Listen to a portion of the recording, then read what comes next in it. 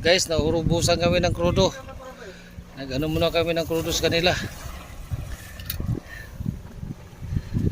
Yan. Nag-krudo kami guys, wala ng krudo.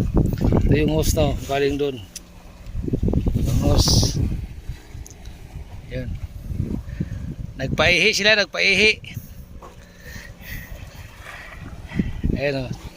Ayan, hose punta doon.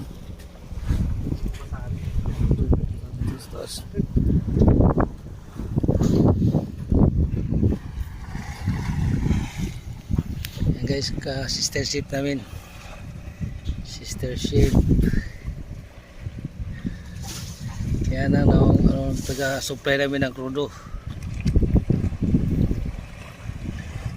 Yan. Ano namin, ka-sister ship. Tatlo kaming barko. Busa na ng krudo. Okay, maliwanag na. Yan ang kaming kapitbahay na barko, wala. Hello guys!